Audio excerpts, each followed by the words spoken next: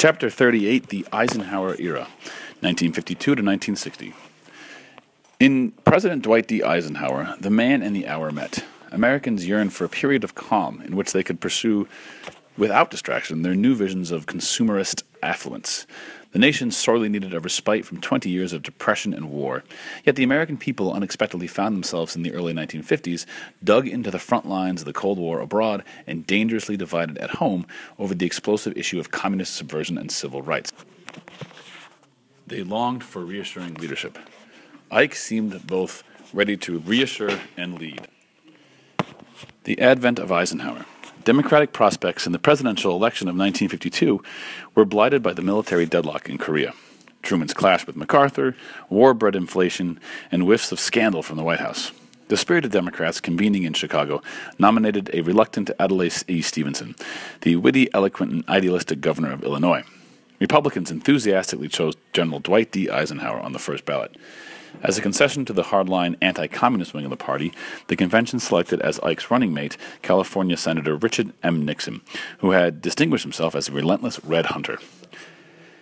Eisenhower was already the most popular American of his time, as "I like Ike" buttons everywhere testified. His ruddy face, captivating grin, and glowing personality made him a perfect candidate in the dawning age of television politics. He had an authentic hero's credentials as wartime Supreme Commander of the Allied Forces in Europe, Army Chief of Staff after the war, and the first Supreme Commander of NATO from 1950 to 1952. He also had been civilianized by a brief term as President of Columbia University from 1948 to 1950. Striking a grandfatherly, nonpartisan pose, Eisenhower left the rough campaigning to Nixon, who relished pulling no punches. The vice presidential candidate lambasted his opponents with charges that they had cultivated corruption, caved in on Korea, and coddled communists. He particularly blasted the intellectual egghead Stevenson as Adlai the Appeaser, with a Ph.D. from Secretary of State Dean Atchinson's College of Cowardly Communist Containment. Nixon himself faltered when reports surfaced of a secretly financed slush fund he had tapped while holding a seat in the Senate. Prodded by Republican Party officials, Eisenhower seriously considered dropping him from the ticket, but a scared Nixon went on national television with a theatrical appearance and appeal filled with self-pity, during which he referred to the family cocker spaniel Checkers. This heart-tugging Checkers speech saved him his place on the ticket. He said the only thing that they may have used from the slush fund was to buy their family the little cocker spaniel named Checkers. The maudlin Checkers speech also demonstrated the awesome power of political potentialities of television, foreshadowed by FDR's mastery of the radio. Nixon had defied Republican Party bosses and bent Eisenhower himself to his will by appealing directly to the American people in their living rooms. His performance illustrated the disturbing power of the new, vivid medium, which communicated with far more immediacy and effect than its electronic cousin, the radio, ever would. Even Eisenhower reluctantly embraced the new technology of the black and white television screen. He allowed himself to be filmed in a New York TV studio, giving extremely brief quote-unquote answers to a non-existent audience whose quote-unquote questions were taped later, then carefully spliced with Eisenhower's statements to give the illusion of a live discussion. "To think that an old soldier should come to this," Ike grumbled. These so-called spots foreshadowed the future of political advertising. They amounted, as one critic observed, to selling the president like toothpaste. Devoid of substance, they vastly oversimplified complicated economic and social issues. "What about the high cost of living?" one spot asked. "My wife, Mammy, worries about the same thing," Ike answered. "I tell her it's my job to change that on November 4th. In future years, television made possible a kind of plebiscitarian politics through which lone wolf politicians could go straight to the voters without the mediating influence of parties or other institutions. The new medium thus stood revealed as a threat to the historic role of political parties, which traditionally had chosen candidates through complex internal bargaining and had educated and mobilized the electorate. And given television's origins in the entertainment and advertising, political messages would be increasingly tuned to the standards of show business and commercialism. Gradually, as television spread to virtually every household in the land, those standards would rule politics with iron sway as 10-second television sound bites became the most common form of political communication. The outcome of the presidential election of 1952 was never really in doubt. Given an extra prod by Eisenhower's last-minute pledge to go personally to Korea to end the war, the voters overwhelmingly declared for Ike. He garnered over 33 million votes to Stevenson's 27 million votes. He cracked the solid South wide open, bringing up 442 electoral votes to 89 for his opponent. Ike not only ran far ahead of his ticket, but managed to pull enough Republicans into office on his military coattails to ensure GOP control of the new Congress by a paper-thin margin. Ike takes command. True to his campaign pledge, President-elect Eisenhower undertook a flying 3-day visit to Korea in December 1952. But even a glamorous Ike could not immediately budge the peace negotiations off the dead center. 7 long months later, after Eisenhower had threatened to use atomic weapons, an armistice was finally signed but repeatedly violated in the succeeding decades. The brutal and futile fighting had lasted 3 years. About 54,000 Americans lay dead, joined by perhaps another more than 1 million Chinese, North Koreans, and South Koreans. Tens of billions of American dollars had been poured down the Asian sinkhole, yet this terrible toll in blood and treasure brought only a return to the conditions of 1950. Korea remained divided at the 38th parallel. Americans took what little comfort they could from the fact that communism had been contained and that the bloodletting had been limited to something less than full-scale global war. The shooting had ended, but the Cold War still remained frigidly frozen. As a military commander, Eisenhower had cultivated a leadership style that self-consciously projected an image of sincerity, fairness, and optimism. He had been widely perceived during the war as an unmilitary general, and in the White House he similarly struck the pose of an unpolitical president, serenely above the petty partisan fray. He also shrewdly knew that his greatest asset was his enjoyment of the affection and respect of our citizenry, as he confided to his diary in 1949. Ike thus seemed ideally suited to soothe the anxieties of troubled Americans, much as a distinguished and well-loved grandfather brings stability to his family. He played this role well as he presided over a decade of shaky peace and shining prosperity. Yet critics charge that he unwisely hoarded the asset of his immense popularity rather than spend it for a good cause, especially civil rights, and that he cared more for social harmony than social justice. The rise and fall of Joseph McCarthy.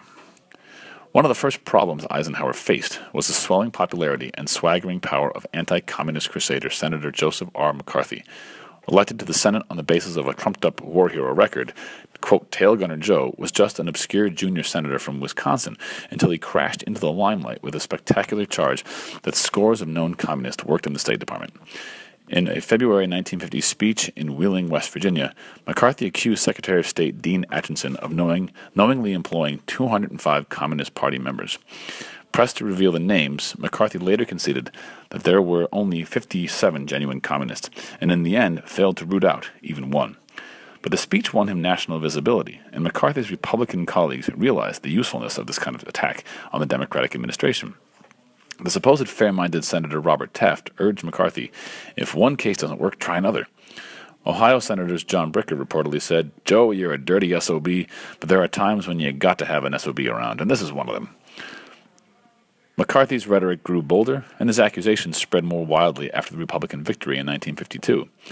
McCarthy saw the red hand of Moscow everywhere. The Democrats, he charged, bent to whispered pleas from the lips of traitors. Incredibly, he even denounced General George Marshall, former Army Chief of Staff and ex-Secretary of State, as part of a conspiracy so immense and in infamy, so black as to dwarf any previous venture in the history of man. McCarthy flourished in the seething Cold War atmosphere of suspicion and fear. He was neither the first nor the most effective Red Hunter, but he was surely the most ruthless, and he did the most damage to American traditions of fair play and free speech. The careers of countless officials, writers, and actors were ruined after Low Blow Joe had named them, often unfairly, as communists or communist sympathizers. Politicians trembled in the face of such onslaughts, especially when opinion polls showed that a majority of the American people approved of McCarthy's crusade. His intervention in certain key senatorial elections brought resounding defeat for his enemies.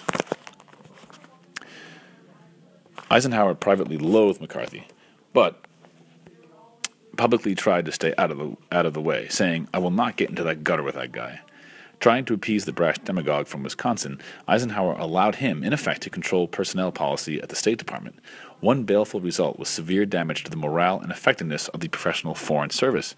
In particular, McCarthyite purges deprived the government of a number of Asian specialists who might have counseled a wiser course in Vietnam in the fateful decade that followed.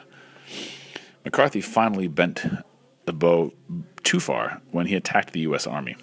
The embattled military men fought back in 35 days of televised hearings in the spring of 1954.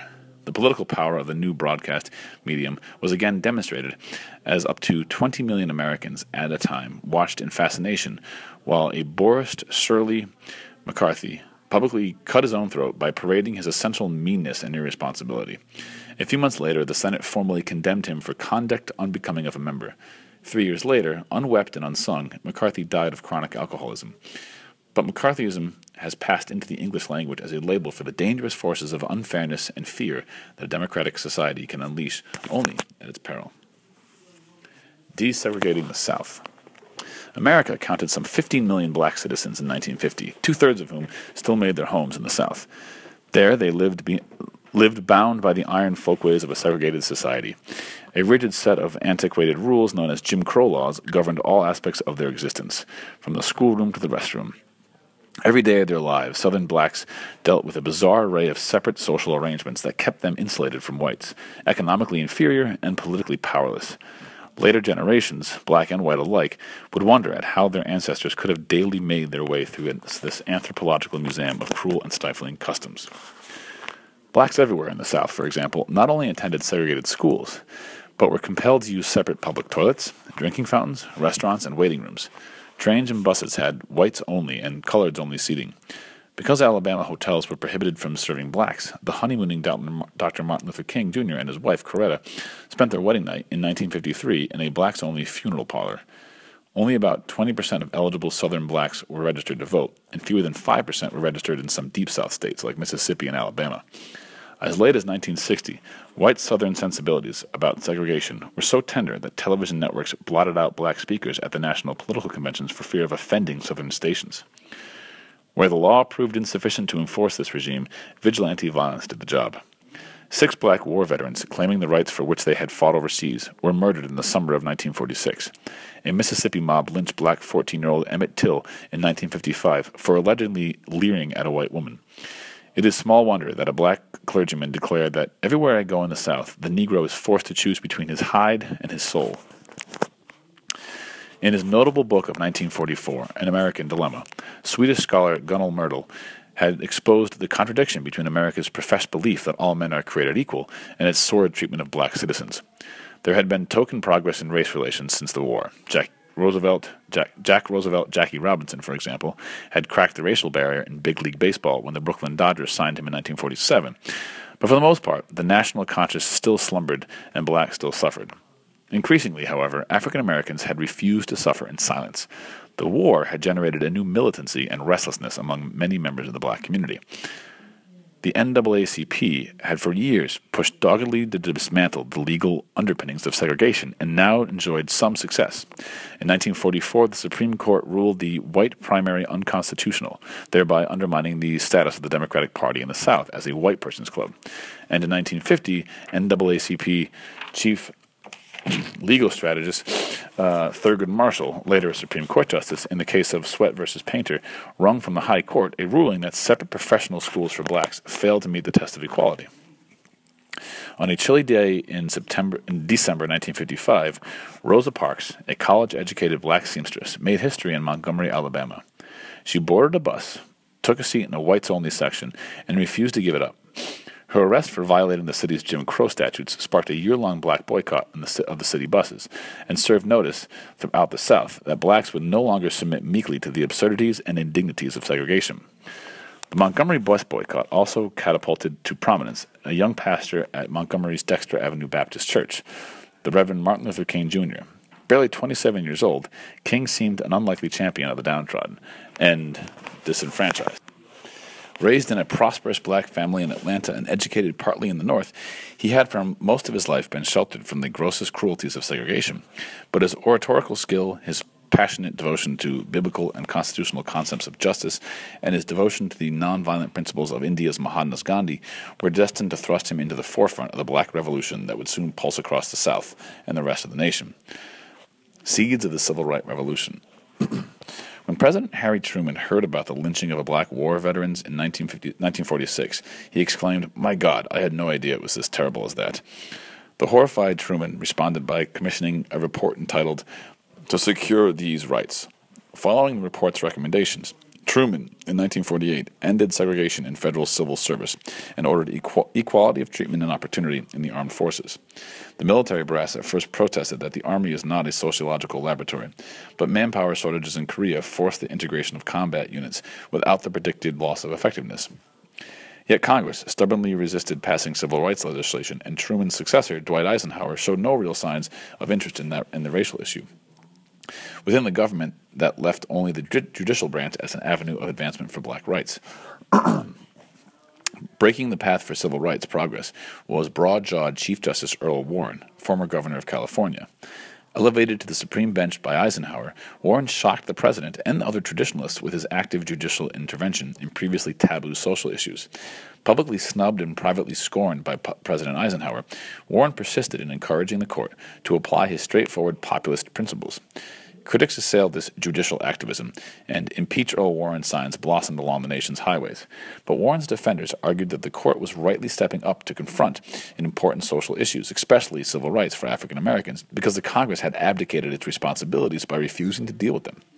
When it came to fundamental rights, Warren's allies claimed legislation by the judiciary was better than no legislation at all. The unanimous decision of the Warren Court in Brown v. Board of Education of Topeka, Kansas, in May 1954 was epical. In a forceful opinion, the learned justices ruled that segregation in the public schools was inherently unequal and thus unconstitutional. The uncompromising sweep of the decision startled conservatives like an exploding time bomb, for it reversed the court's earlier declaration of 1896 in Plessy v. Ferguson that separate but equal facilities were allowable under the Constitution. That doctrine was now dead. Desegregation, the justices insisted, must go ahead with all deliberate speed. The border states generally made reasonable efforts to comply with this ruling, but in the Deep South, diehards organized massive resistance against the court's annulment of the sacred principle of separate but equal. No massive resistance.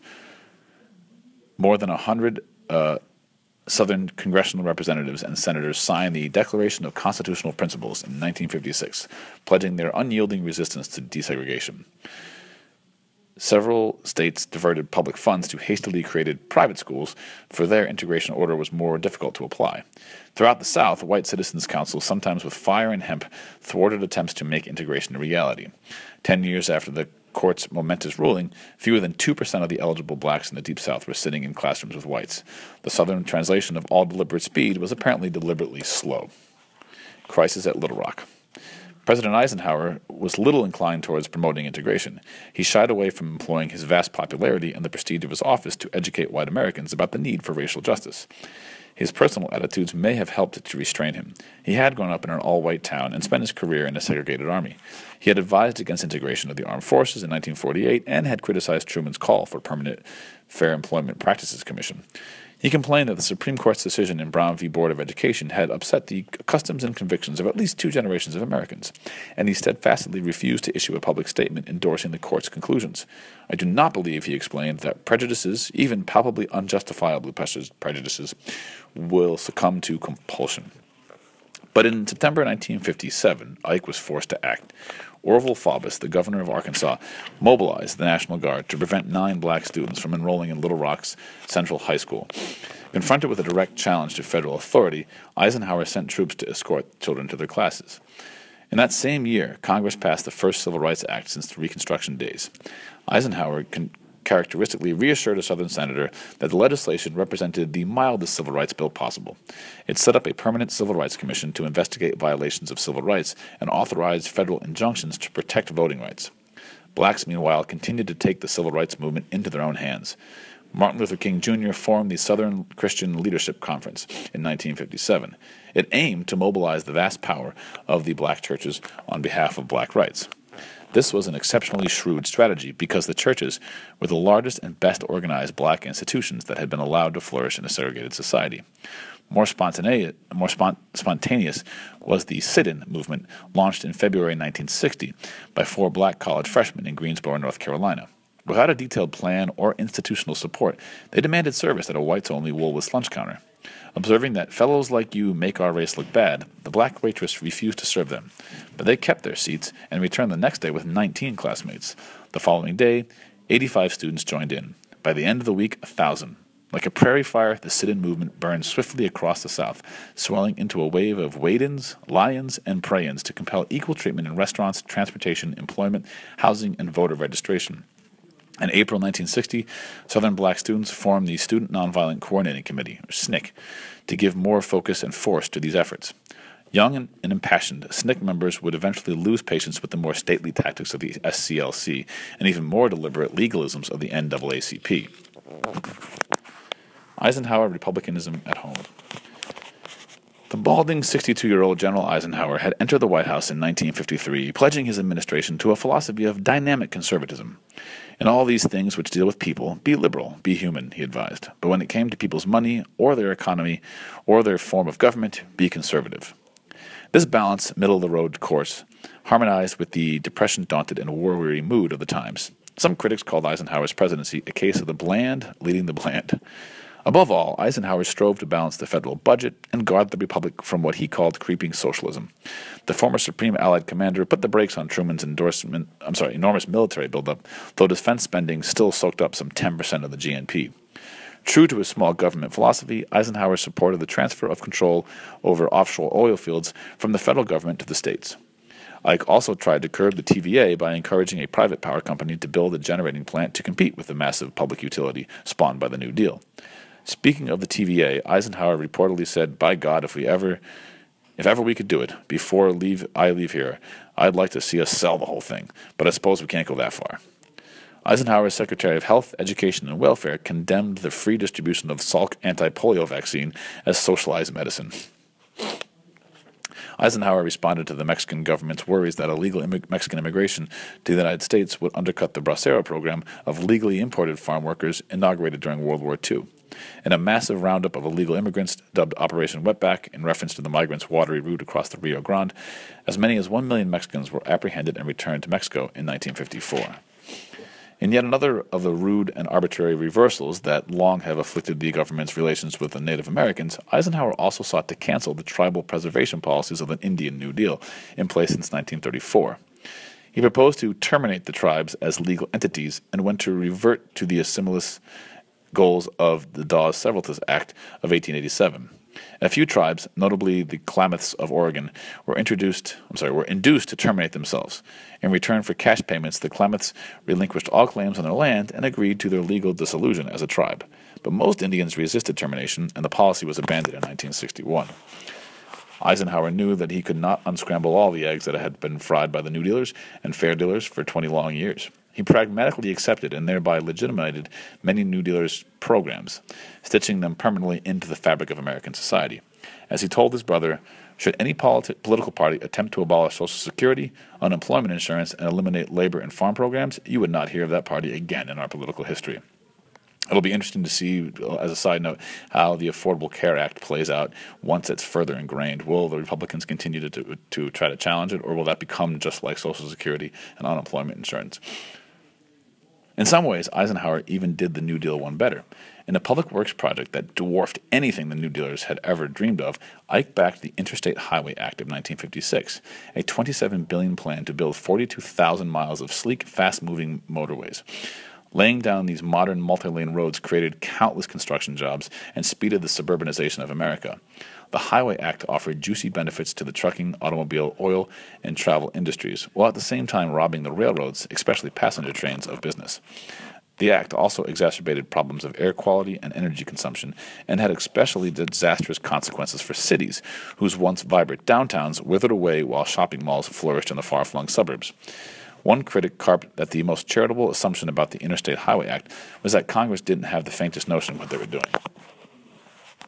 Despite his good intentions, Eisenhower managed to balance the budget only 3 times in 8 years of office, and in 1959 he incurred the biggest peacetime deficit thus far in American history. Yet critics blamed his fiscal timidity for aggravating several business recessions during the decade, especially the sharp downturn of 1957 to 58, which left more than 5 million workers jobless. Economic troubles helped to revive the Democrats, who regained control of both houses of Congress in 1954. Unemployment jitters also helped to spark the merger of the AFL and the CIO in 1955, ending 2 decades of bitter division in the House of Labor. A new look in foreign policy.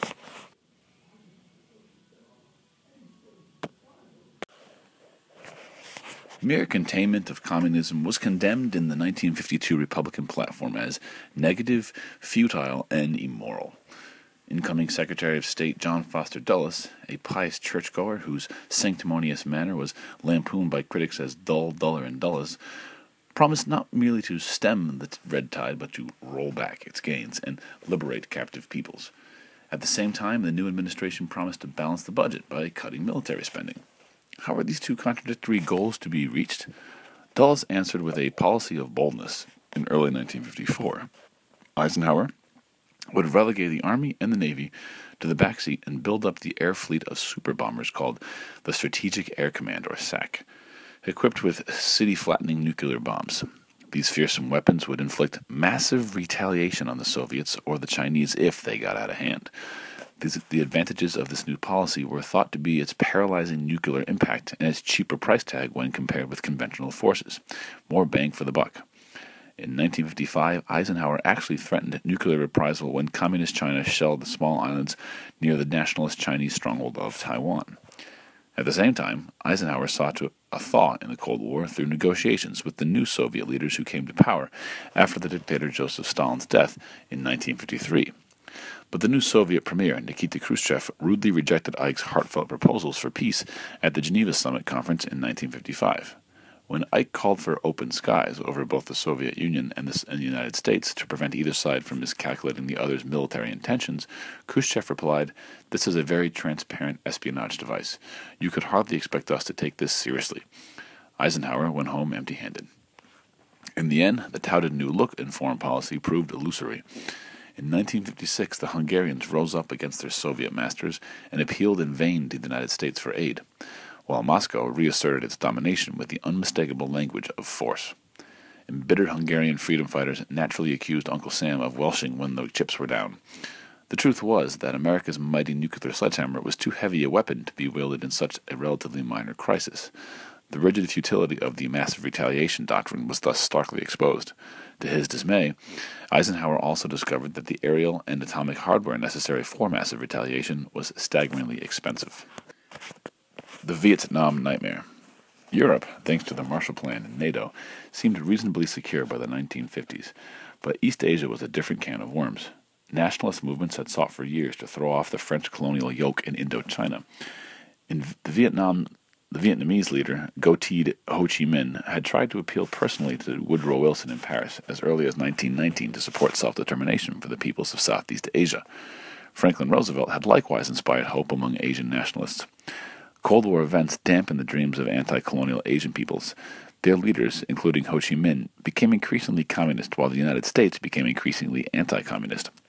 By 1954, American taxpayers were financing nearly 80% of the cost of the bottomless French colonial war in Indochina. The United States' share amounted to about $1 billion a year. Despite this massive aid, French forces continued to crumble under Viet Minh guerrilla pressure. In 1954, a key French garrison was trapped hopelessly in the fortress of Dien Bien Phu at the northwest corner of Vietnam.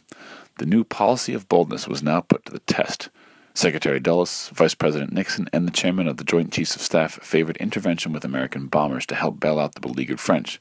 But Eisenhower, wary about another war in Asia so soon after Korea, and correctly fearing British non-support, held back. Dien Bien Phu fell to the nationalists, and a multinational conference at Geneva roughly halved Vietnam at the 17th parallel. The victorious Ho Chi Minh in the north consented to this arrangement on the assurance that Vietnam-wide elections would be held within 2 years. In the south, the pro-Western government under Ngo Dinh Diem was soon entrenched at Saigon. The Vietnamese never held the promised elections, primarily because the communists seemed certain to win, and Vietnam remained a dangerously divided country. Eisenhower promised economic and military aid to the autocratic Diem regime, provided that it undertook certain social reforms. Change came at a snail's pace, but American aid continued. As communist guerrillas heated up their campaign against Diem, the Americans had evidently backed a losing horse, but could see no easy way to call off their bet. A false lull in Europe. The United States had initially backed the French in Indochina, in part to win French approval of a plan to rearm West Germany. Despite French fears, the Germans were finally welcomed into NATO in 1955. With an expected contribution of 500,000 troops. In the same year, the Eastern European countries and the Soviets signed the Warsaw Pact, creating a red military counterweight to the newly bolstered NATO forces in the West. Despite these hardening military lines, the Cold War seemed to be thawing a bit. Eisenhower earnestly endeavored to cage the nuclear demon by negotiating arms control agreements with Moscow, and early signs were encouraging. In May 1955, the Soviets rather surprisingly agreed to end the occupation of Austria. A summit conference in July produced little progress on the burning issues, but it bred a conciliatory spirit of Geneva that caused a modest blush of optimism to pass over the face of the Western world. Hopes rose further the following year when the Soviet Communist Party boss Nikita Khrushchev, a burly ex-coal miner, publicly denounced the bloody excesses of Joseph Stalin, the dictator dead since 1953. Violent events in 1956 ended the post-Geneva lull. When the liberty-loving Hungarians struck for their freedom, they were ruthlessly overpowered by the Soviet tanks. While the Western world looked on in horror, Budapest was turned into a slaughterhouse, and thousands of Hungarian refugees fled their country in panic for the Austrian border. The United States eventually altered its immigration laws to admit 30,000 Hungarian fugitives. Menaces in the Middle East. Increasing fears of Soviet penetration into the oil-rich Middle East prompted Washington to take audacious action. The government of Iran, supposedly influenced by the Kremlin, began to resist the power of the gigantic Western companies that controlled Iranian petroleum. In response, American CIA engineered a coup in 1953 that installed the youthful Shah of Iran, Mohammad Reza Pahlavi, as a sort of dictator. Though successful in the short run in securing Iranian oil for the West, the American intervention left a bitter legacy of resentment among many Iranians. More than 2 decades later, they took their revenge on the Shah and his American allies. The Suez Crisis proved far messier than the swift stroke in Iran. President Nasser of Egypt, an ardent Arab nationalist, was seeking funds to build an immense dam on the Upper Nile for urgently needed irrigation and power. America and Britain tentatively offered financial help, but when Nasser began to flirt openly with the communist camp, Secretary of State Dulles dramatically withdrew the dam offer.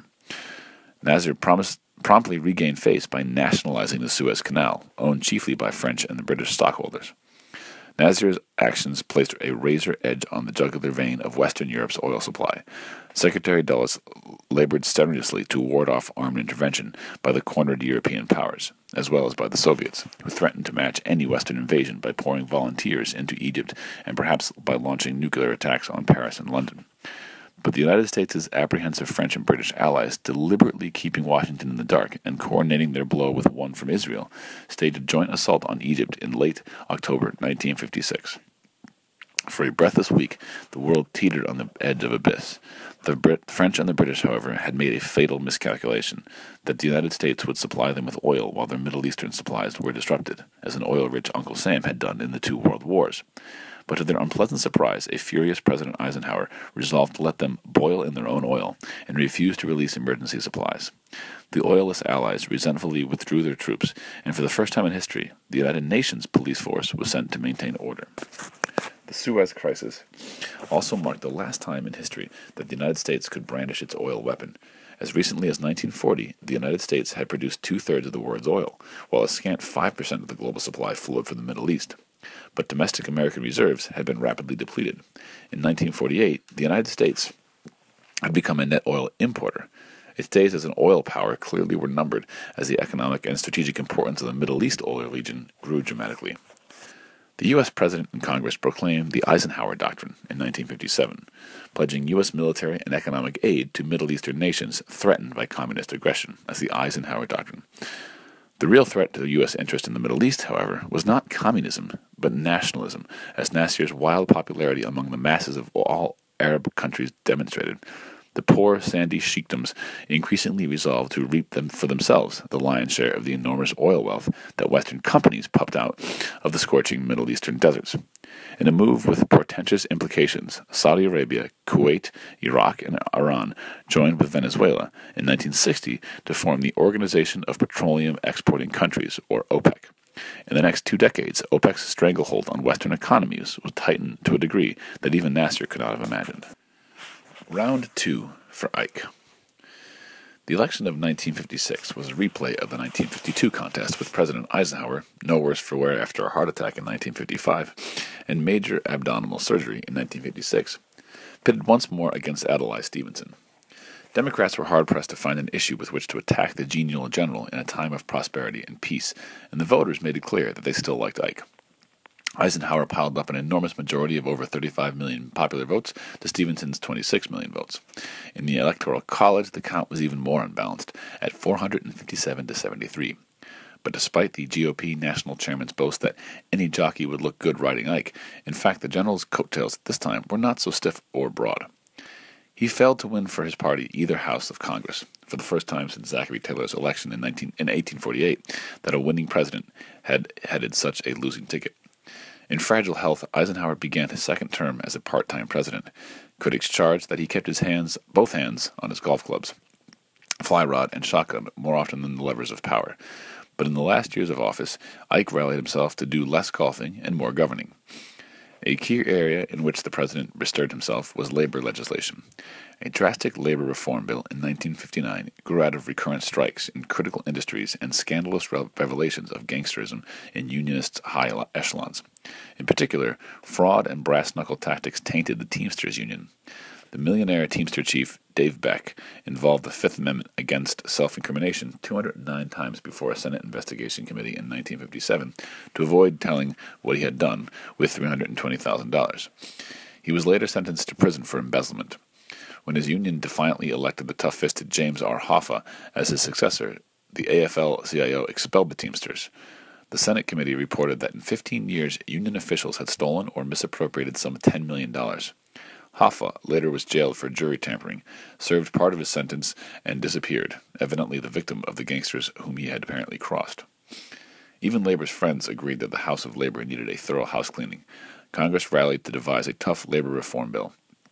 Teamster boss Hoffa threatened to defeat for re-election congressional representatives who dared to vote for the proposed labor law.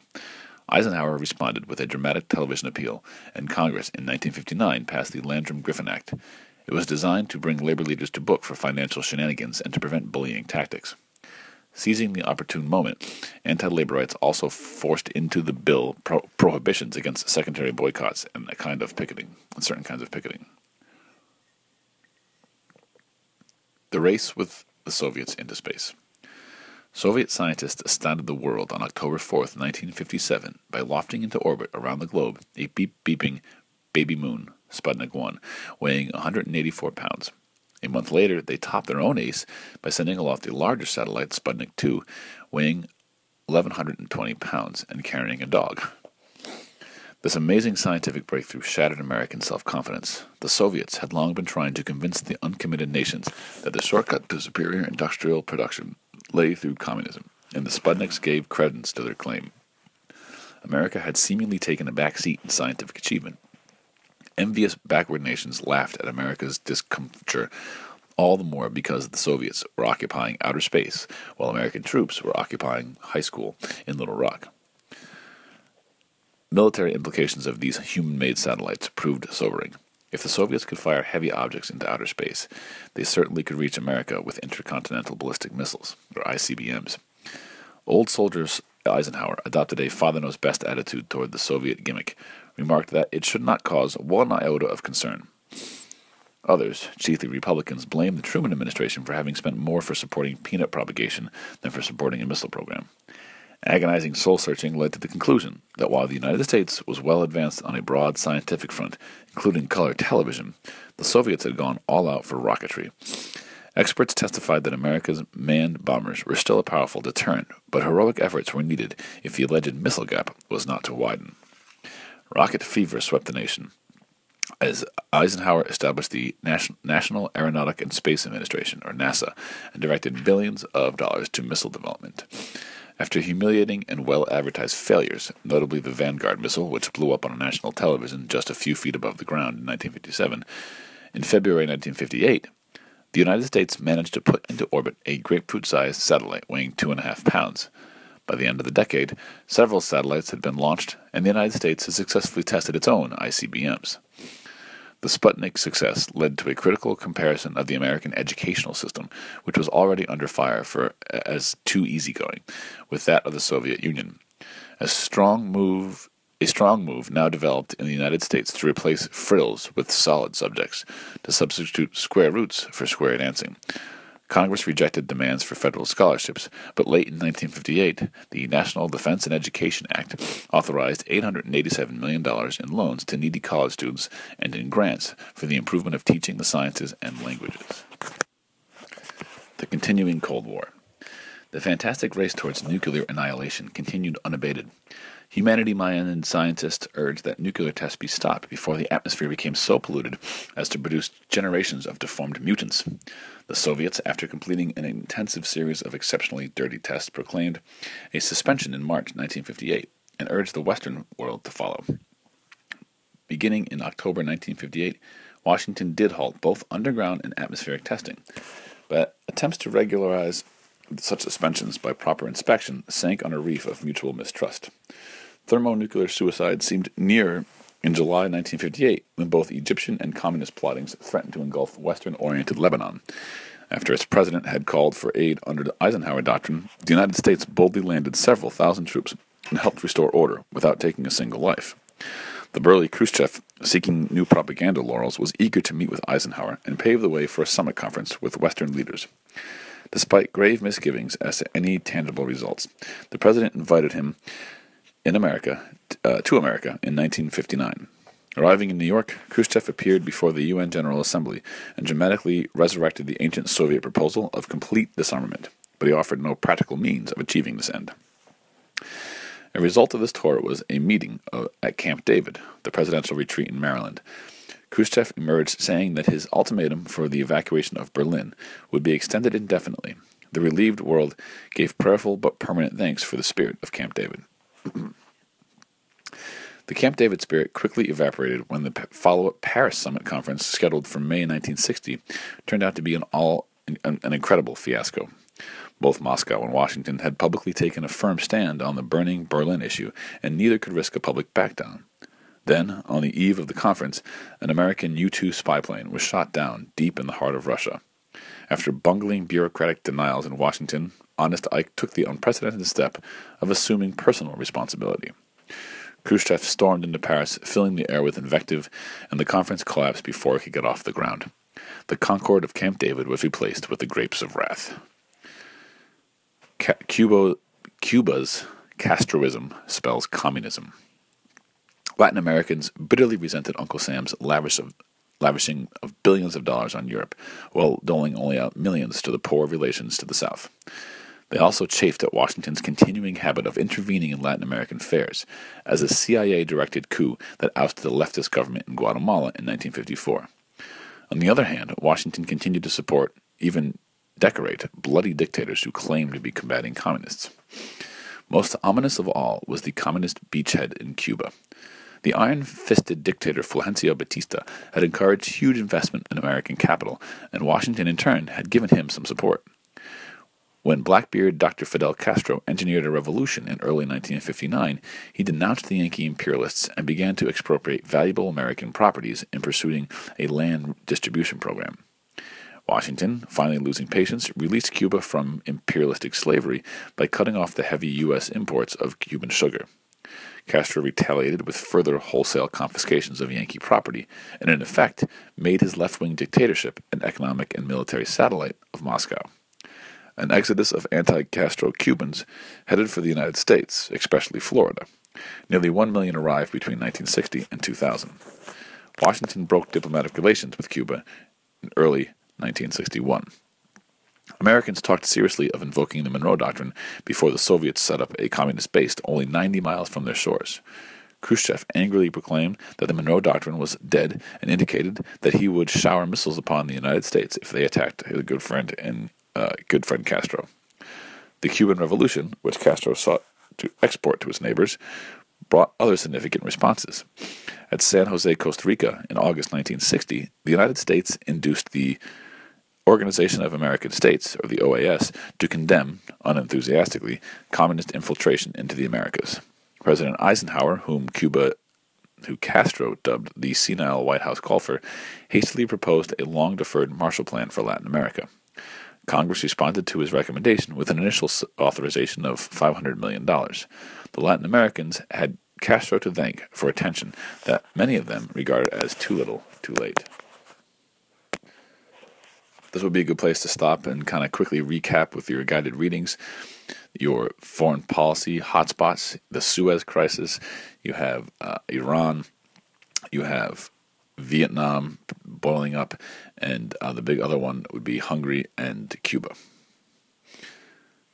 Kennedy challenges Nixon for the presidency. As Republicans approached the presidential campaign in 1960, Vice President Nixon was their heir apparent. To many, he was a gifted party leader. To others, a ruthless opportunist. The old Nixon had been a no-holds-barred campaigner, especially in assailing Democrats and left-wingers. The new Nixon was represented as a mature, seasoned statesman. More in the limelight than any earlier vice president, he had shouldered heavy responsibilities and had traveled globally as a troubleshooter in various capacities. He had vigorously defended American democracy in a famous kitchen debate with Khrushchev in Moscow in 1959. His supporters, flourishing a telling photograph of his finger-pointing episode, claimed that he alone knew how to stand up to the Soviets. Nixon was nominated unanimously on the first ballot in Chicago. His running mate was the patrician Henry Cabot Lodge, Jr. of Massachusetts, grandson of Woodrow Wilson's arch foe, who had served conspicuously for 7 years in the U.S. representative to the United Nations. By contrast, the Democratic race for presidential nomination started as a free-for-all. John F. Kennedy, a tall, youthful, tooth-flashing millionaire senator from Massachusetts, won impressive victories in the primaries. He then scored a first-ballot triumph in Los Angeles over his closest rival, Senator Lyndon B. Johnson, the Senate Majority Leader from Texas.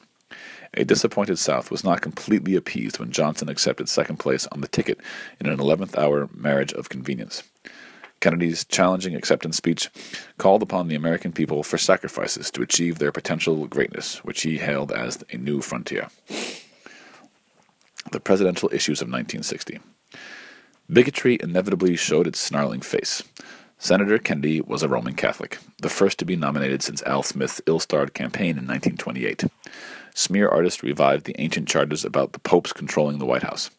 Kennedy pointed to his 14 years of service in Congress, denied that he would be swayed by Rome, and asked if some 40 million Catholic Americans were to be condemned to second-class citizenship from birth.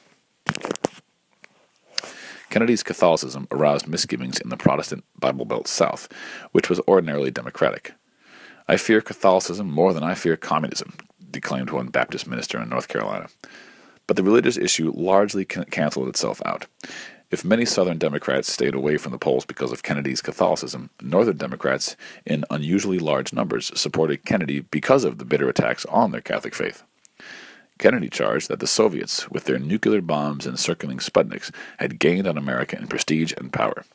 Nixon, forced to defend the dying administration, insisted that the nation's prestige had not slipped, although Kennedy was causing it to do so by his unpatriotic talk. Television may well have tipped the scales. Nixon agreed to meet Kennedy in 4 so-called debates. The contestants crossed words in millions of living rooms before audiences estimated at 60 million or more. Nobody won the debates, but Kennedy at least held his own and did not suffer by comparison with the more experienced Nixon.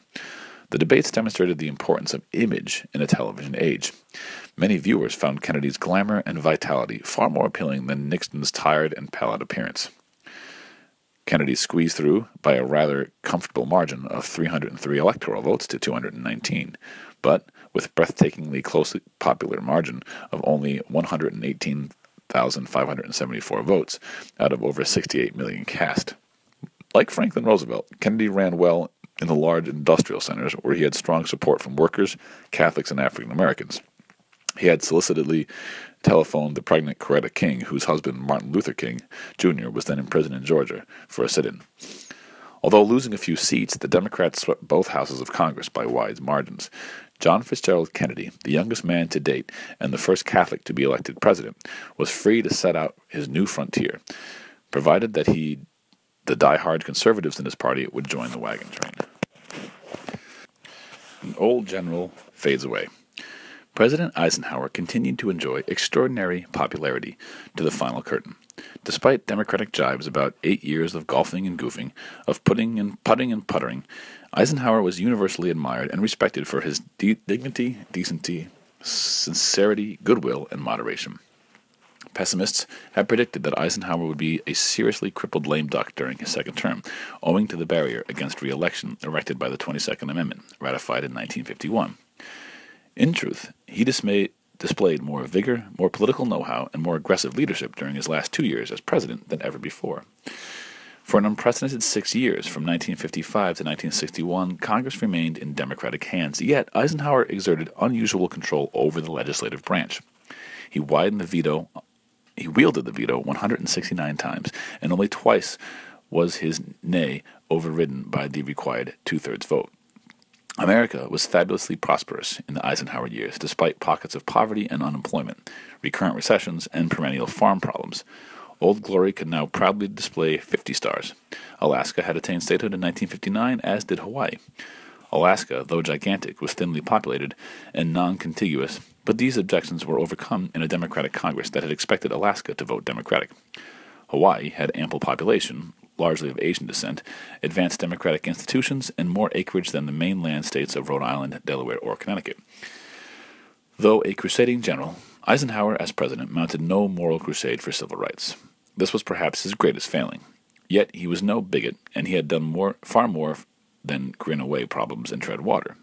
As a Republican president, he had further woven the reforms of the Democratic New Deal and Fairdale into the fabric of national life. As a former general, he had exercised wise restraint in his use of military power and had soberly guided foreign policy away from countless threats to peace. The old soldier left office crestfallen at his failure to end the arms race with the Soviets. Yet, as he ended one war and avoided all others, as the decades lengthened, appreciation of him grew. Changing economic patterns. Just a quick thing before we move on here. The insert above on 908 here is from Eisenhower's famous farewell speech, and it's worth taking a look at. In his farewell address on January 17th, 1961, he sagely but ironically warned against the menace of his own policies that had nurtured. He said, "This conjunction of an immense military establishment and a large arms industry is new in American experience. In the councils of government, we must guard against the acquisition of unwarranted power and influence, whether sought or unsought, by the military-industrial complex." In the coming years, military and industry became enmeshed in a massive force and influence in American politics that still exists today. Changing economic patterns. The continuing post-World War II economic boom wrought wondrous changes in American society in the 1950s. Prosperity triggered a fabulous surge in the home construction as a nation of renters became a nation of homeowners. 1 of every 4 homes standing in America in 1960 had been built during the 50s, and 83% of those new homes were in suburbia. More than ever, science and technology drove economic growth. The invention of the transistor in 1948 sparked a revolution in electronics, and especially in computers. The first electronic computers, assembled in the 1940s, were massive machines with hundreds of miles of wiring and thousands of fickle cathode ray tubes. Transistors, and later printed circuits on silicon wafers, made possible dramatic miniaturization and phenomenal computational speed. Computer giant International Business Machines, or IBM, expanded robustly, becoming the prototype of the high-tech corporation in the dawning information age. Eventually, personal computers and even inexpensive pocket calculators contained more computing power than room-sized earlier models. Computers transformed age-old business practices like billing and inventory control and opened genuine new frontiers in areas like airline scheduling, high-speed printing, and telecommunications. Aerospace industries also grew fantastically in the 1950s, thanks both to Eisenhower's aggressive buildup of the Strategic Air Command and to a robustly expanding passenger airline business, and to the connections between military and civilian aircraft production. In 1957, the Seattle-based Boeing company brought out the first large passenger jet, the 707. Its design owed much to the previous development of SAC's long-range strategic bomber, the B-52. 2 years later, Boeing delivered the first presidential jet, a specifically modified 707, Air Force One, dazzled President Eisenhower with its speed and comfort. The nature of the workforce was also changing. A sort of quiet revolution was marked in 1956 when white-collar workers, for the first time, outnumbered blue-collar workers, signaling the passage from an industrial to a post-industrial era. Keeping pace with that fundamental transformation, organized labor withered along with the smokestack industries that had been its sustenance. Union membership as a percentage of the labor force peaked at about 35% in 1954 and then went into steady decline. Some observers concluded that the union movement had played out its historic role of empowering workers and ensuring economic justice, and that unions would eventually disappear altogether in the post-industrial era. The surge in white-collar employment opened special opportunities for women. When World War II ended, most women, including those who had worked in war plants, returned to highly conventional female roles as wives and mothers, the remarkably prolific mothers of the huge baby boom generation. A cult of domesticity emerged in popular culture to celebrate those eternal feminine functions. When 1950s television programs like Ozzie and Harriet or Leave It to Beaver depicted idyllic suburban families with a working husband, 2 children, and a wife who did not work outside the home, they did so without irony. Much of middle-class America really did live that way. But as the 1950s progressed, another quiet revolution was gaining momentum that was destined to transform women's roles and even the character of the American family. Of some 40 million new jobs created in the 3 decades after 1950, more than 30 million were in clerical and service work. Women filled the huge majority of these new positions. They were the principal employment beneficiaries of the post-war era, creating an extensive pink-collar ghetto of occupations that were dominated by women. Exploding unemployment opportunities for women in the 1950s unleashed a groundswell of social and psychological shocks that mounted to tidal wave proportions in the decades that followed. From one perspective, women's surge in the workforce was nothing new at all, but only returned to the days when the United States was an agricultural nation and men and women alike toiled on the family farm. But the urban age was not the agricultural age, and women's new dual role as both workers and homemakers raised urgent questions about family life and the traditional definitions of gender differences. Feminist Betty Friedan gave focus and fuel to women's feelings in 1963 when she published The Feminine Mystique, a runaway bestseller and a classic of feminine protest literature that launched the modern women's movement. Friedan spoke in rousing accents to millions of able, educated women who applauded their indictment of the stifling boredom of suburban housewifery. Many of those women were already working for wages, but they were also struggling against the guilt and frustration of leading an unfeminine life as defined by the post-war cult of domesticity. Consumer culture in the 50s.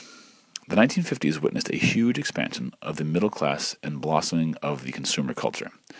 Diners Club introduced a plastic credit card in 1950, and 4 years later, the first McDonald's hamburger stand opened in San Bernardino, California. Also, in 1955, Disneyland opened its doors in Anaheim, California. These innovations, easy credit, high-volume fast food production, and new forms of recreation were harbingers of an emerging new lifestyle of leisure and affluence that was in full flower by the decade's end. Crucial to the development of that lifestyle was the rapid rise of the new technology of television. Only 6 TV stations were broadcasting in 1946. A decade later, 442 stations were operating. TV sets were rich people's novelties in the 1940s, but 7 million sets were sold in 1951. By 1960, virtually every American home had one, and a stunning display of the speed with which new technologies can pervade and transform modern societies. Attendance at movies sank as the entertainment industry changed its focus from the silver screen to the picture tube. By the mid-1950s, advertisers annually spent $10 billion to hawk their wares on television, while critics fumed that the wildly popular new mass medium was degrading the public's aesthetic, social, moral, political, and educational standards. To the question, why is television called a medium? Pundits replied, because it's never rare or well done. Even religion capitalized on the powerful new electronic pulpit. Televangelists like the Baptist Billy Graham, the Pentecostal holiness preacher Oral Roberts, and the Roman Catholic Fulton J. Sheen took to the airwaves to spread the Christian gospel. Television also catalyzed the commercialization of professional sports, as viewing audience that once numbered in the stadium capacity thousands could now be counted in the couch potato millions. Sports also reflected the shift in population towards the West and the South. In 1958's baseball's New York Giants moved to San Francisco, and the Brooklyn Dodgers abandoned Flatbush for Los Angeles. Those moves touched off a new westward movement of sports franchises. Shifting population and affluence had led eventually to substantial expansion of the major baseball leagues, and the principal football and basketball leagues as well. Popular music was dramatically transformed in the 1950s. The chief revolutionary was Elvis Presley, a white singer born in 1935 in Tupelo, Mississippi. Fusing black rhythm and blues with white bluegrass and country styles, Elvis created a new musical idiom known forever after as rock and roll. Rock was crossover music, carrying its heavy beat and driving rhythms across the cultural divide that separated black and white musical traditions. Listening and dancing to it became a kind of religious rite for the millions of baby boomers coming of age in the 1950s, and Presley, with his fleshy face, pouting lips, and antic sexually suggestive gyrations, was its high priest. Bloated by fame and fortune and drugs, he died in 1977 at the age of 42. Traditionalists were repelled by Presley, and they found much more to upset them in the affluent 50s. Movie star Marilyn Monroe, with her ingenuous smile and mandolin-curved hips, helped to popularize and commercialize new standards of sensuous sexuality. So did Playboy magazine, first published in 1955.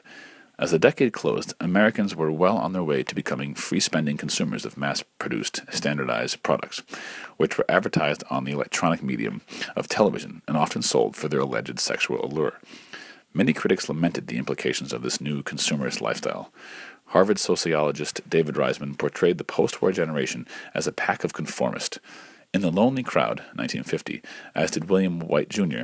in The Organization Man. Novelist Sloan Wilson explored a similar theme in The Man in the Gray Flannel Suit. Harvard economist John Kenneth Galbraith questioned the relation between private wealth and public good in a series of books beginning with The Affluent Society. The post-war explosion of prosperity, Galbraith conclaimed, had produced a troublesome combination of private opulence amid public squalor. Americans had televisions in their homes, but garbage in the streets. They ate rich food, but breathed foul air. Galbraith's call for social spending to match private purchasing proved highly influential in the 1960s. Sociologist David Bell, in The Coming of the Post-Industrial Society and the Cultural Contradictions of Capitalism, found even deeper paradoxes of prosperity. The hedonistic consumer ethic of modern capitalism, he argued, might undermine the older work ethic and thus destroy capitalism's very productive capacity. Collusion at the highest levels of the military-industrial complex was the subject of The Power Elite, an influential piece of modern muckraking by radical sociologist C. Wright Mills, who became a hero to the New Left student activists of the 1960s. The life of the mind in post-war America. America's affluence in the heady post-World War II decades was matched by another motherlode of literary gems. In fiction writing, some of the pre-war realists continued to ply their trade, notably Ernest Hemingway in The Old Man and the Sea. A Nobel laureate in 1954, Hemingway was dead by his own duck gun in 1961. John Steinbeck, another pre-war writer who persisted in graphic portrayals of American society, such as East of Eden and Travels with Charlie, received the Nobel Prize for Literature in 1962, the seventh American to be so honored. Curiously, World War II did not inspire the same kind of literary outpouring that World War I had. Searing realism, the trademark style of war writers in the 1920s, characterized the earliest novels that portrayed soldierly life in World War II, such as Norman Mailer's The Naked and the Dead and James Jones's From Here to Eternity. But as time passed, realistic writing fell from favor. Authors tended increasingly to write about the war in fantastic and even psychedelic prose. Joseph Heller's Catch-22 dealt with the improbable antics and anguish of American airmen in the wartime Mediterranean. A savage satire, it made readers hurt when they laughed. The supercharged imagination of Kurt Vonnegut Jr. poured forth works of puzzling complexity and sometimes impenetrably inventive prose, including the dark comedy war tale Slaughterhouse-Five. The dilemmas created by the new mobility and affluence of American life were explored by Pennsylvania-born John Updike in books like Rabbit Run and Couples, and by Massachusetts-bred John Cheever in the Wapshot Chronicle and the Wapshot Scandal. Louis Auchincloss wrote elegantly about upper-class New Yorkers. Gore Vidal penned a series of intriguing historical novels, as well as impish and always iconoclast works including Myra Breckinridge, about a reincarnated transsexual. Together, these writers constituted the rearguard of an older WASP elite that had long dominated American writing. Poetry also flowered in the post-war era, though poets were often highly critical, even deeply despairing about the character of American life. Older poets were still active, including cantankerous Ezra Pound, jailed after the war in a U.S. Army detention center near Pisa, Italy, for allegedly collaborating with the fascists. Connecticut insurance executive Wallace Stevens and New Jersey pediatrician William Carlos Williams continued after 1945 to pursue second careers as prolific writers of world-class stature, but younger poets were coming to the fore during the post-war period. Pacific Northwest Westerner Theodore Roth wrote lyrically about land until his death by drowning in Puget Sound in 1963. Robert Lowell, descended from a long line of patrician New Englanders, sought to apply his wisdom of the Puritan past to the perplexing present in allegorical poems like For the Union Dead. Troubled Sylvia Plath crafted the moving verses of Ariel, published posthumously in 1966, and a disturbing novel, The Bell Jar. But her career was cut short when she took her own life in 1963. Anne Sexton produced brooding autobiographical poems until her death by apparent suicide in 1974. Another brilliant poet of the period, John Berryman, ended it all in 1972 by leaping from a Minneapolis bridge onto the frozen bank of the Mississippi River. Writing poetry seemed to be a dangerous pursuit in modern America. The life of the poet, it was said, began in sadness and ended in madness. Playwrights were also active. Tennessee Williams wrote a series of searing dramas about psychological misfits struggling to hold themselves together amid the disintegrating forces of modern life. Noteworthy were A Streetcar Named Desire and Cat on a Hot Tin Roof. Arthur Miller brought to the stage searing probes of American values, notably Death of a Salesman and The Crucible, which treated the Salem witch trials as a dark parallel warning against the dangers of McCarthyism. Lorraine Hainsbury offered an affecting portrait of the African-American life in A Raisin in the Sun. In the 1960s, Edward Albee exposed the rapacious underside of the middle-class life in Who's Afraid of Virginia Woolf. Books by black authors also made the bestseller lists, beginning with Richard Wright's chilling portrait of a black Chicago killer in Native Son. Ralph Ellison depicted the black individual's quest for personal identity in Invisible Man, one of the most haunting novels of the post-war era. James Baldwin won plaudits as a novelist and essayist, particularly for his sensitive reflections on the racial question in The Fire Next Time. Black nationalist Leroy Jones, who changed his name to Imamu Amariri Bakaraka, crafted powerful plays like Dutchman. The South boasted a literary renaissance led by veteran Mississippi author William Faulkner, who was a Nobel recipient in 1950. Fellow Mississippians Walker Percy and Eudora Welty grasped the falling torch from the falling Faulkner, who died in 1962. Tennessean Robert Penn Warren immortalized Louisiana politico Huey Long in All the King's Men. Flannery O'Connor, who wrote perceptively of her native Georgia, and Virginia Williams Styron confronted the harsh history of his home state in a controversial fictional representation of an 1831 slave rebellion, The Confessions of Nat Turner. Especially bountiful was a harvest of books by Jewish novelists. Some critics quipped that a knowledge of Yiddish was becoming necessary to understand much of the dialogue presented in modern American novels. J.D. Salinger painted an unforgettable portrait of a sensitive upper-class Anglo-Saxon adolescent in Catcher in the Rye. But other Jewish writers found their favorite subject matter in the experience of lower and middle-class Jewish immigrants. Bernard Malamud rendered a touching portrait of a family of New York Jewish storekeepers in The Assistant. Malamud also explored the mythical qualities of culture of baseball in The Natural. Philip Roth, who wrote comically about young New Jerseyan suburbanites in Goodbye Columbus, and penned an uproarious account of sexually obsessed middle-aged New York in Portnoy's Complaint. Chicagoan Saul Bellow contributed masterful sketches of Jewish urban life and literary life in landmark books like The Adventures of Augie March and Herzog. Bellow became the 8th American Nobel laureate for literature in 1977. Isaac Bashevis Singer immigrated to America from Poland in the 1930s and continued to write in Yiddish. He won the Nobel Prize for Literature in 1978. E.L. Doctorow employed Old Testament themes in his fictional account of atomic spies, Julius and Ethel Rosenberg, the Book of Daniel, and later he imaginatively recast other modern historical materials in books like Ragtime, World's Fair, and Billy Bathgate.